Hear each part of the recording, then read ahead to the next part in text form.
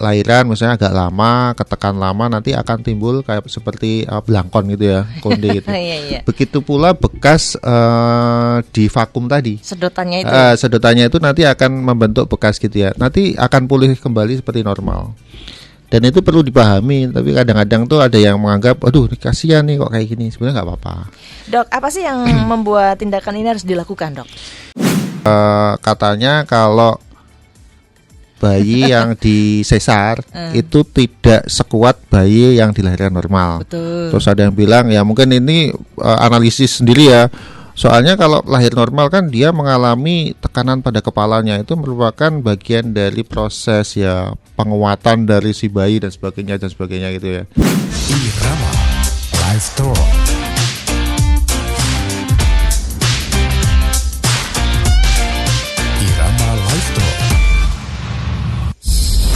Ya, kembali di 88,5 Irama FM Purworejo. Seperti yang sudah saya informasikan tadi, pendengar, kalau sekarang ini saatnya Anda bisa bergabung ya, tentunya bersama saya Vivi Safira dan narasumber yang sudah hadir juga di studio Irama FM Purworejo di Irama Live Talk setiap hari Sabtu, yaitu bersama beliau Dr. Derajat Kurniawan SPOGK tentang reproduksi dan yang lainnya gitu ya.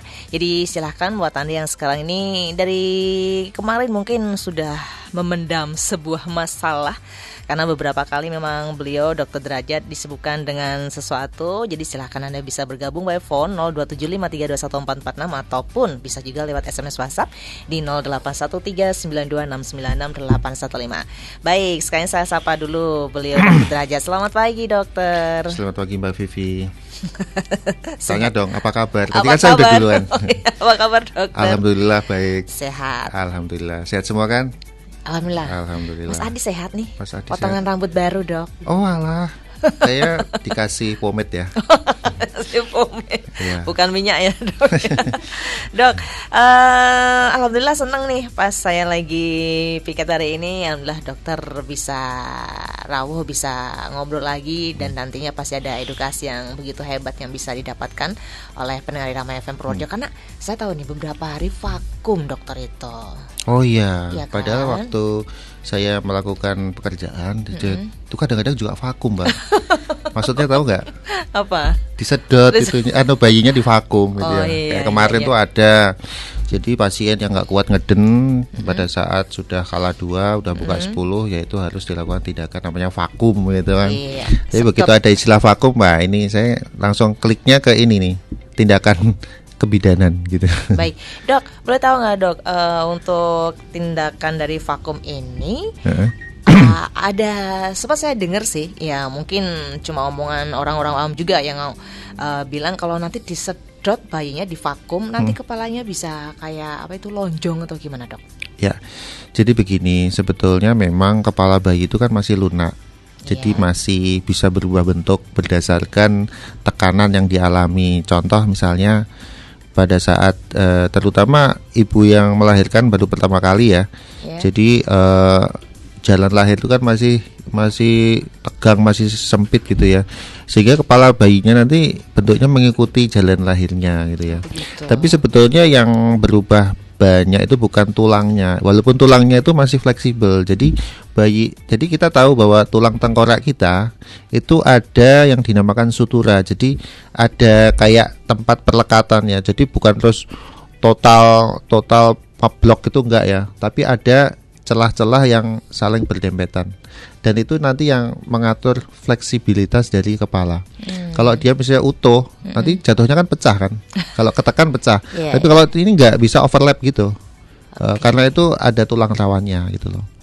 Nah, bayi juga begitu.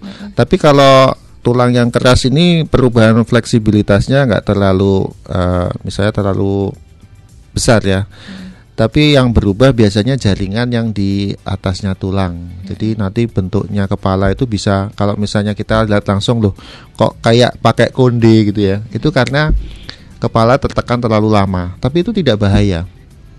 Jadi mungkin kalau kita yang awam tuh ngelihat tuh kepalanya kok kayak gitu sih, dalamnya kayak apa nih? Enggak, dalamnya yang berupa otak itu tetap terlindungi dengan baik.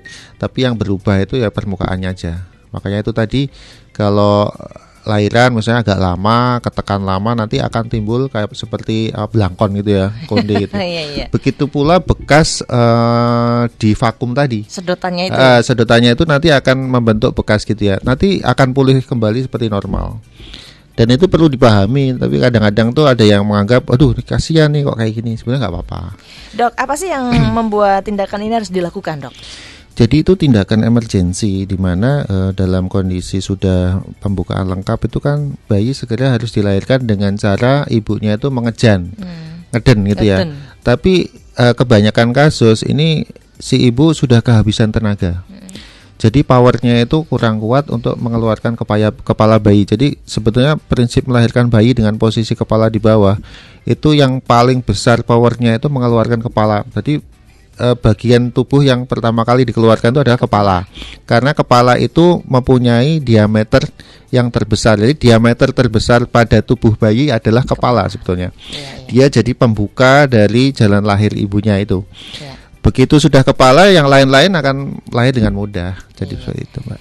Kalau nggak kepala dulu jadinya sungsang nanti ya. Sungsang, itu beda lagi Beda tekniknya. lagi Tekniknya beda lagi. Iya, Dok, sebenarnya ada itu tadi kenapa dilakukan tindakan vakum? Kalau adakah resiko yang bakalan terjadi, Dok? Atau minim sekali resikonya kalau melakukan tindakan vakum?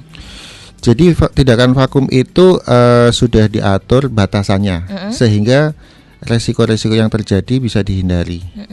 Jadi vakum itu ada istilah vakum ringan, vakum sedang, dan vakum berat. Nah, kalau sudah vakum berat ini jangan diteruskan lagi.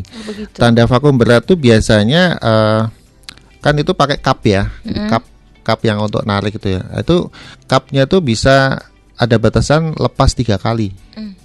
Tapi kadang-kadang kita juga khawatir ya, lepas 2 kali udah selesai, artinya gagal.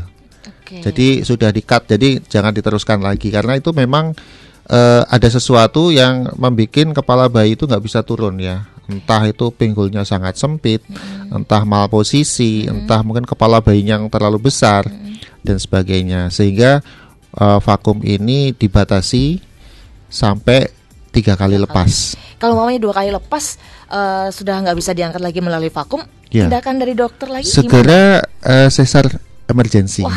Dan itu harus segera dilakukan. Itu kemarin ada yang saya kayak gitu ya. Jadi pernah dokter melakukan ini? Ya beberapa kasus ya sering juga ya seperti itu ya. Tapi ini merupakan bagian dari kegiatan apa ya? Ya dokter kandungan ya seperti ini harus siap sedia, begitu gagal langsung tindakan selanjutnya harus cepat. Oke, berarti dari pihak ibu berarti mengalami beberapa proses dong, Dok. Dari kesakitan, bukaan belum jadi vakum bisa gagal. Terus melakukan operasi sesar segera gitu loh. Wow. Terus kadang-kadang begitu sudah selesai tuh, oh kok nggak sesar dari tadi ya? Tidak begitu mikirnya ya. Jadi mikirnya kalau mau persalinan itu sesar itu dilakukan atas indikasi. Jadi si ibu ini sebenarnya dari awal tuh kan nggak ada indikasi nih. Jadi seperti itu. Lah indikasinya apa sesar dilakukan? Karena vakum gagal. Vakum ekstraksi gagal. Karena vakum gagal ya. Vakum baik.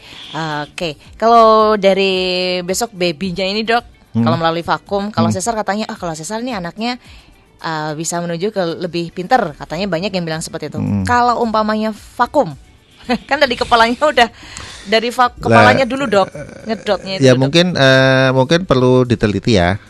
Itu mungkin ada yang sudah meneliti. Saya belum mereview mengenai itu. Tapi yang jelas banyak hal yang dikhawatirkan oleh beberapa ibu loh. Nanti anak saya gimana setelah divakum? Kalau saya pribadi ya pengalaman anak-anak yang pernah saya vakum ya itu baik-baik saja semua. Karena kebanyakan begitu dia saya vakum kan nantinya hamil lagi kan. Begitu hamil lagi kontrol kehamilan si anak ini dibawa. Loh ini yang dulu saya vakum, iya bagus sekali, sehat, pintar dan sebagainya. Tapi kalau dikatakan kalau divakum jadi nggak pintar atau lebih pintar itu juga belum bisa dibuktikan juga gitu. Berarti antara mitos dan fakta gitu ya. Ya antara mitos dan fakta. Baik deh, terima kasih. Ini juga menambah suatu hal mungkin yang tadinya ibu-ibu kalau divakum aku takut banget, mendingan sesar aja gitu. Berarti ada tindak lanjut yang memang harus sesuai dengan SOP. Harus ada indikasi. Harus ada indikasi. Iya. Terus ada juga mitos mengenai gini Mbak, katanya kalau bayi yang disesar itu tidak sekuat bayi yang dilahirkan normal. Betul. Terus ada yang bilang ya mungkin ini analisis sendiri ya. Soalnya kalau lahir normal kan dia mengalami tekanan pada kepalanya, itu merupakan bagian dari proses ya penguatan dari si bayi dan sebagainya gitu ya. Ya itu perlu diteliti juga sih. Senang nih kalau udah ngobrolin sama dokter ya.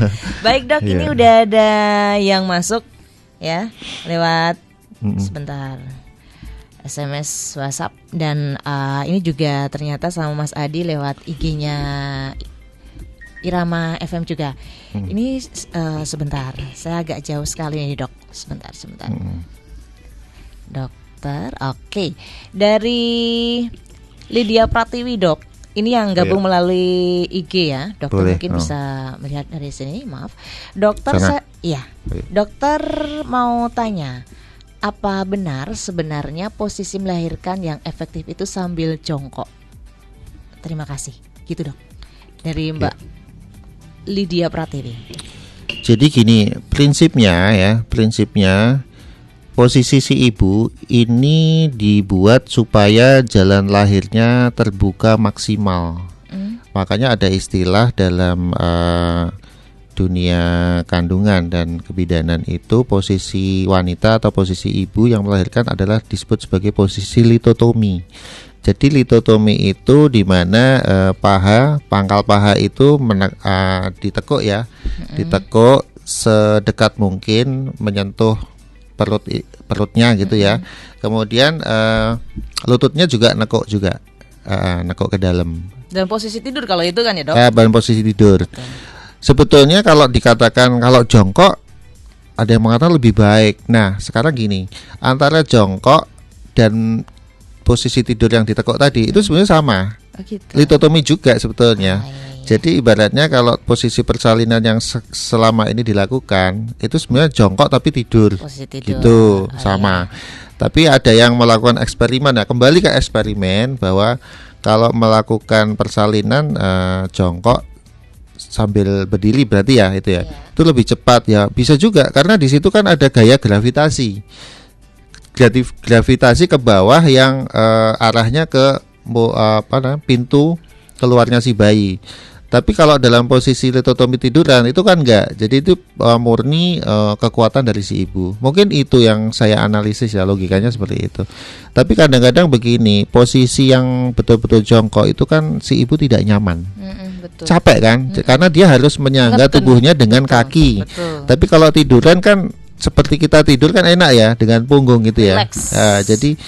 Jadi ya ada plus minusnya, kembali ke situ. Dan itu perlu dibuktikan lagi, diuji. Sebetulnya yang betul-betul lebih menguntungkan tuh yang mana, itu harus diteliti. Tapi selama ini dengan posisi litotomi tiduran gitu baik-baik saja. Masih aman. Memang Ya, kebanyakan aman. ya kayak gitu ya Iya, umumnya dok ya. gitu. Dok, jadi boleh ini mungkin menambah lagi dok. Kalau sekarang ini kan juga banyak tuh yang lahir di air ya dok ya.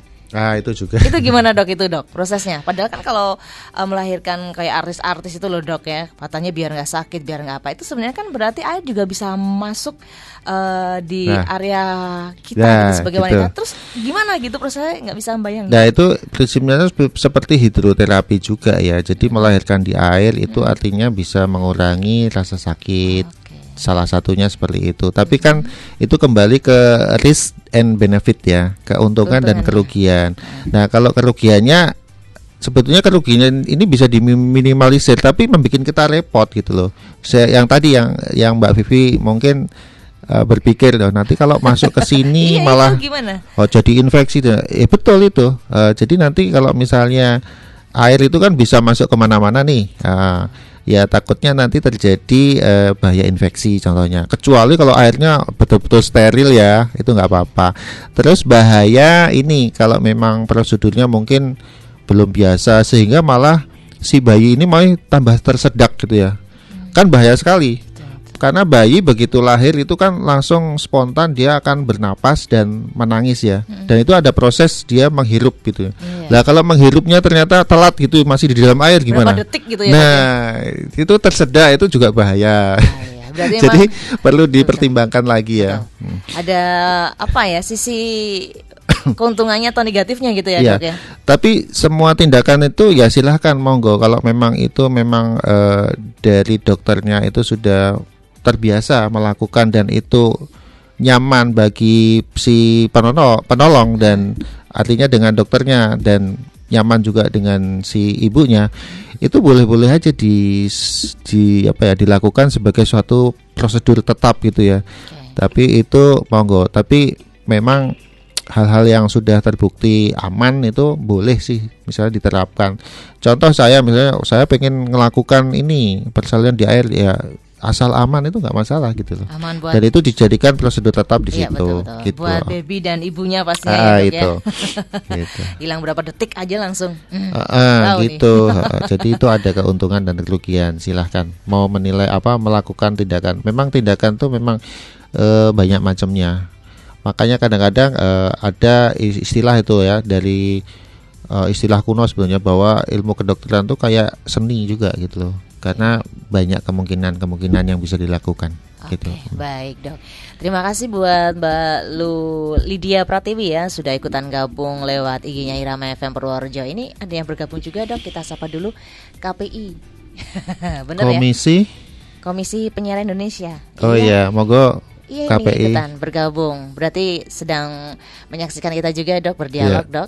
Buat Mas Yat juga terima kasih. Halo juga saya pengen sapa buat sebentar, Mbak Lydia Pratiwi bertanya. Buat Mbak Susa, Mbak Kartika, terus buat Wijaya juga terima kasih sudah bergabung. Sugeng Haryono juga terima kasih. Mas Andi, Bang Irang apa kabar? Ini udah pulang dari Jakarta, udah kembali ke Kutarjo nih. Ini selalu setia juga bersama kita, Dok.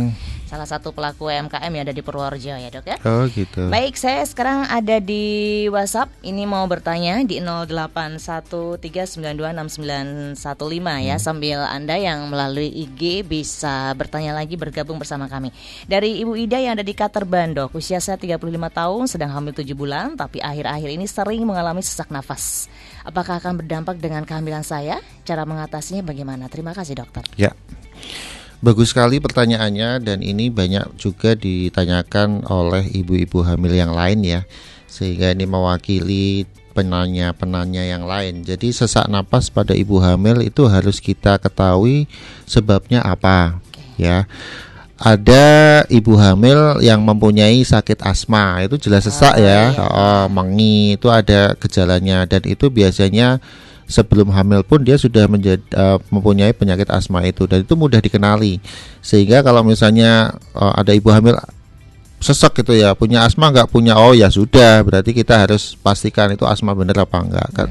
Yang kedua, sesak karena memang itu perutnya tambah gede ya. Ini kan tadi 7 bulan ya. Benar. Lah mulai 7 bulan ke atas itu memang gini, kehamilan itu kan di dalam rahim ya. Rahim itu makin membesar di perut. Menekan. Dan kita tahu antara perut dan dada itu ada lapisan namanya diafragma.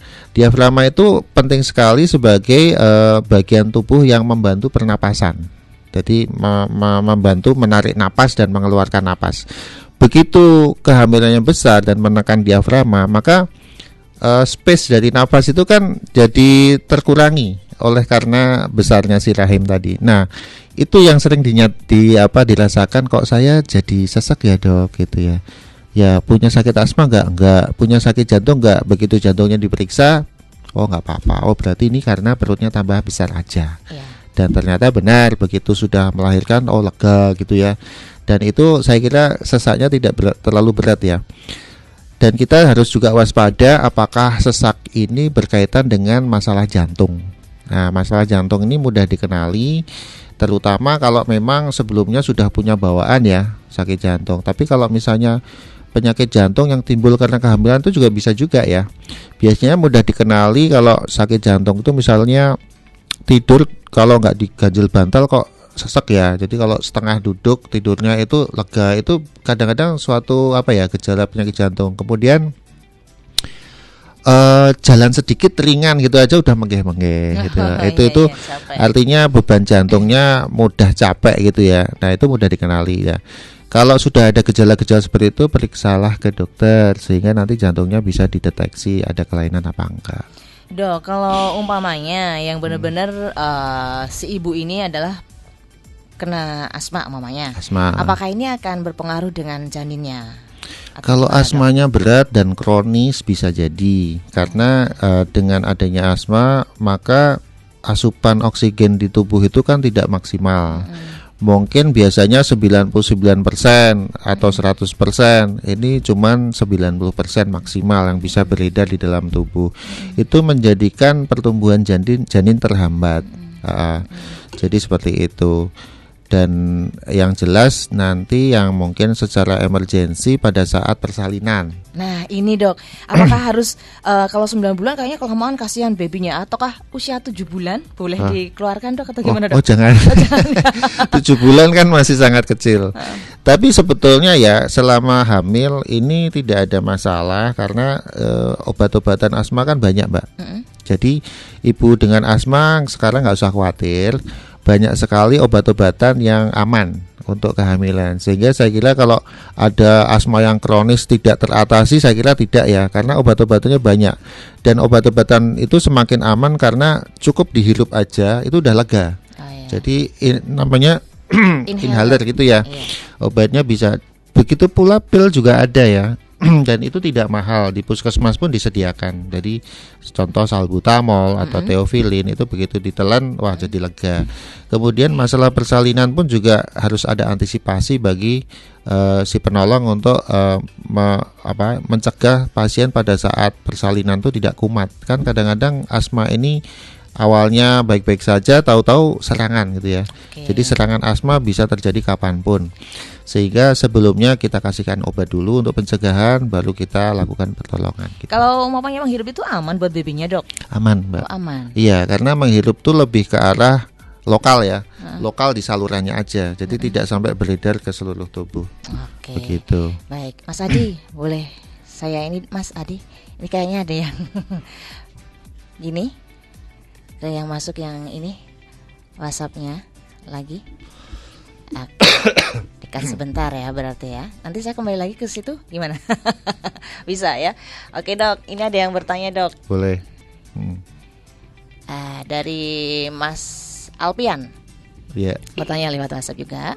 Ya dok, apakah dengan rekayasa genetik bisa membuang penyakit bawaan karena keturunan seperti kanker? Gitu. Itu terus satunya lagi dok, teman saya usia di atas 45 tahun bisa punya anak lagi. Apakah memang bisa secara medis seperti itu? Maksudnya normal gitu ya? Iya. Ini beda orang atau sama? Sama dok. Oh sama, satu dok. orang dua pertanyaan. pertanyaan. Boleh.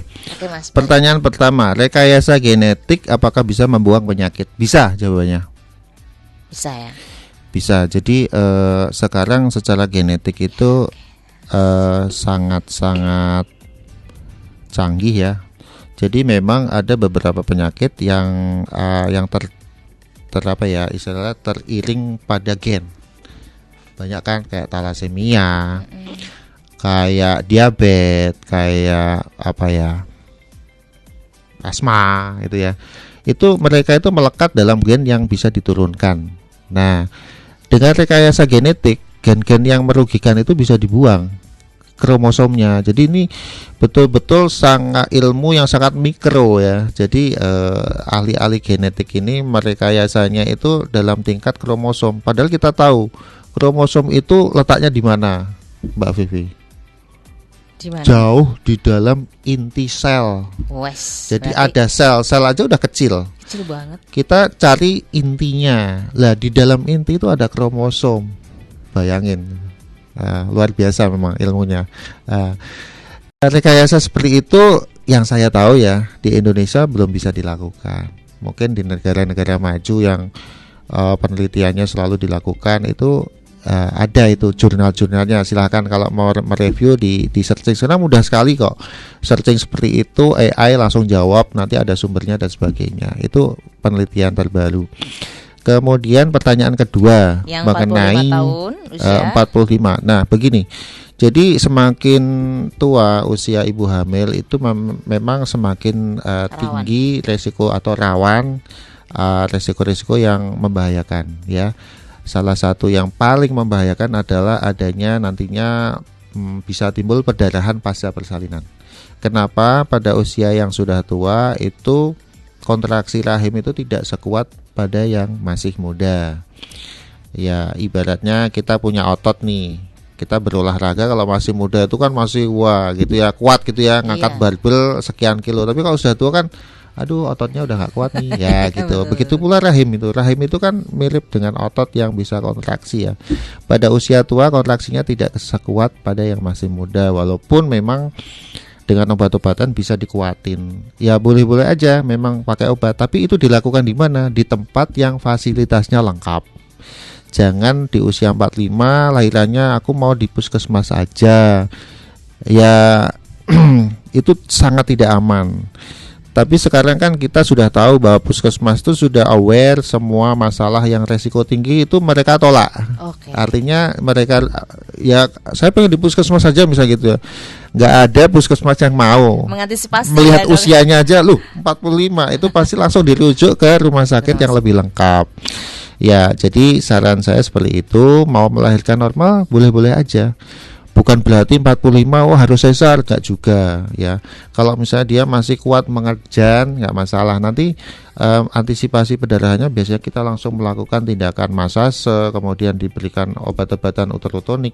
Kalau toh pun misalnya tidak bisa kontraksi pun, operasi segera bisa dilakukan. Kalau di rumah sakit yang lengkap fasilitas bedahnya seperti itu. Tindak lanjutnya cepat gitu ya dok? Cepat, harus seperti itu memang prosedurnya. Nah, dua-duanya juga harus diperhatikan antara ibu dan babynya. Oke, baik. Begitu. Terima kasih Mas Alvin.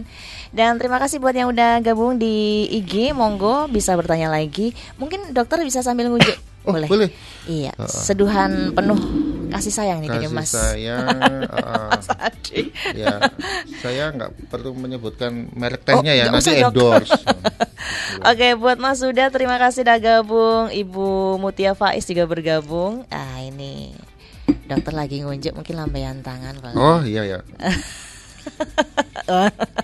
Terima kasih buat Denis, Cici Depot juga terima kasih, Larasati, Fitri juga terima kasih, Mbak Tuti juga terima kasih, Mbak Ai juga terima kasih, Gois juga terima kasih. Dokter sudah plong, udah enak dok? Ya, rasanya luar biasa. Jadi memang betul ya, kenikmatan dalam meminum entah teh entah kopi itu seruputannya. Makanya markiput ya, mari kita seruput bersama. Dok, ya. Oke, udah enak kan dok? Udah relax? Iya, rasanya kok jadi segar gitu ya. Padang istilah bahasa. Aduh sampai saya nangis. Padang dunia nih. Nangisnya sampai nangis ya dokter. Itu okay. Biasa itu. Itu tangisan akhir pekan. Memang akhir pekan tuh banyak dinantikan ya. Oh gitu. Iya, apalagi sebenarnya nggak sampai akhir pekan ya. Sekarang kan modelnya 5 hari kerja. Iya, saya ada teman tuh yang kerja di instansi, begitu sudah Jumat sore itu rasanya happy banget karena waktunya pulang karena dia keluarganya di luar kota gitu ya. Wah, saya tak pulang dulu ya, wah sajak semangat gitu ya. Kita mah Sabtu Minggu masuknya kita tetap senyum bahagia. Gitu. Iya. Dok, satu lagi pertanyaan. Oke, waktunya semakin lama kok semakin itu ya, Dok ya. Ngeri-ngeri sedap, Dok. Semakin ya kalau dulu. Dok, saya Mbak Mia, saya lagi hamil. Ada saran dari teman untuk rutin tidur siang biar bayi lahir dengan berat badan yang cukup. Padahal saya kerja. Menurut dokter derajat, apa benar yang disarankan teman saya? Gimana cara biar bayi saya bisa lahir dengan berat badan yang sesuai dengan bobotnya? Terima kasih. Ya sebetulnya prinsipnya tuh bukan terus istirahat harus tidurnya di siang hari, itu juga enggak ya. Tidurnya kapan aja tapi yang penting cukup. Terutama tidur malam. Karena tidur malam itu adalah di mana kita memperbaiki sel-sel kita dan itu terjadi di malam hari. Dan diusahakan paling tidak kalau tidur di malam hari itu minimal 8 jam. Kalau misalnya ada bonus bisa tidur siang ya nggak masalah gitu loh. Bukan berarti kalau tidur siang nanti babynya bisa beratnya nambah itu. Enggak, yang membuat berat bayi nambah itu bukan tidurnya si ibu, tapi makanan yang dimakannya. Terutama makanan yang mengandung tinggi karbohidrat gitu ya. Jadi seperti itu. Tapi memang kadang-kadang memang tadi kata temennya ya, iya temen tuh sangat perhatian kok sama kita gitu ya. Oh semuanya dikasih saran ya. Padahal sarannya itu belum tentu logis gitu kan.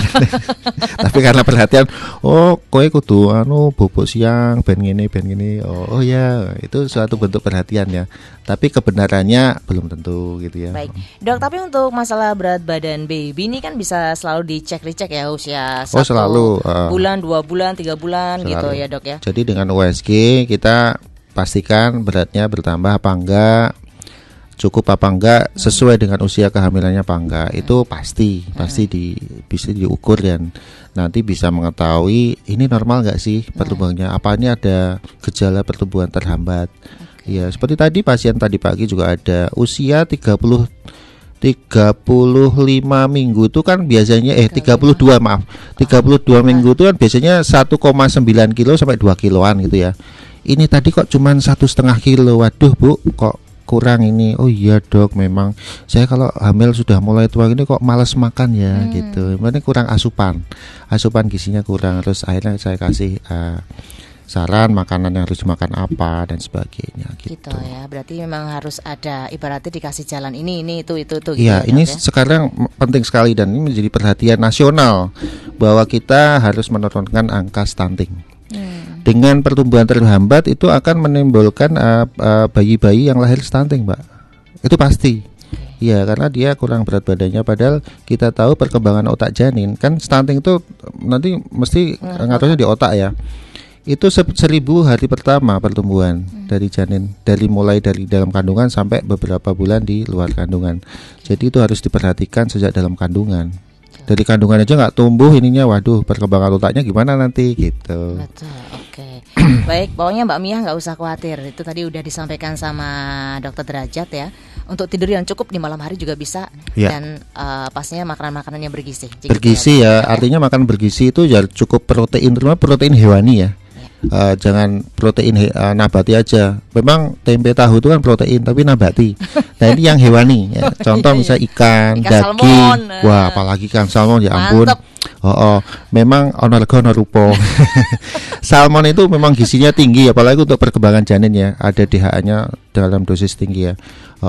Kemudian daging juga gitu, itu protein tinggi juga gitu. Tapi kalau daging ayam gimana? Broiler itu daging ayam nggak apa-apa. Tapi kalau broiler ya jangan terus-terusan ya, takutnya mungkin broiler yang ada proses penggemukan secara kimia itu kan dengar-dengar seperti itu ya. Gitu. Oke, baik. Dokter, obrolannya luar biasa. Menyenangkan. Menyenangkan sekali, tapi sayang sekali Dokter, kita diberi kesempatan cuma 30 menit aja.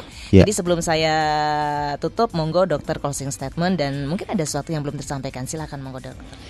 Yang perlu saya sampaikan sebetulnya apa ya, dari sekian topik biasanya saya akan menyimpulkan salah satu topik ya. Kira-kira topik apa yang mau saya simpulkan nih? Tadi perkembangan janin, terus apa lagi? Vakum. Cara persalinan dan sebagainya. Ya ini memang pembicaraan kita banyak mengenai perkembangan kehamilan ya dan cara persalinannya. Ya tentu saja kita harapkan persalinan kita nanti itu dalam persalinan yang aman ya. Persalinan yang aman itu didapatkan dari beberapa istilah ibu hamil yang tidak terlalu ada 3 terlalu yang dilarang, 3 apa 4 ya. Terlalu tua tidak boleh, terlalu muda tidak boleh, terlalu dekat jaraknya itu tidak boleh. Jadi seperti itu, 3 terlalu itu harus dihindari. Sehingga kalau ibu-ibu hamil tadi kan saya closing statement menyangkut dari pertanyaan tadi, ada yang terlalu tua nih 45, itu juga dihindari. Jadi menghindari 3 terlalu ini atau 4 terlalu, satunya nanti kalau ingat ya itu akan lebih aman dari resiko-resikonya. Gitu aja closing statementnya. Itu aja Dok. Ya, gitu. Sampai ketemu bulan depan. Minggu depan. Minggu depan Dok. Minggu depan Izin itu oh ya masih ada minggu terakhir ya. Masih dong. Iya kirain bulan depan. Iya masih ada minggu keempat. Iya terima kasih. Kalau nggak salah dengan Mbak Ayu deh. Saya sudah dikasih schedule nih dari awal sama Mbak Ayu. Oh gitu. Siapa minggu ketiga Mbak Vivin, minggu keempat Mbak Ayu gitu ya. Oh itu Dok. Ada itu Dok. Kecuali kalau tukar-tukar lagi. Baik, terima kasih Dokter Derajat. Sama-sama. Selalu Dokter dan pastinya sudah memberikan edukasi yang hebat sekali buat kita pendengar Irama FM Purworejo khususnya, dan pastinya yang sekarang bergabung lewat Radio Irama FM terus lewat IG-nya Irama FM juga terima kasih, dan nanti juga akan disiarkan lewat YouTube-nya Irama FM Purworejo. Dan setelah ini saya Vivi Safira akan kembali lagi menemani Anda dengan lagu-lagu Indonesia di Selekta. Terima kasih, selalu setia terus di Irama FM. Sama-sama. Untuk Indonesia.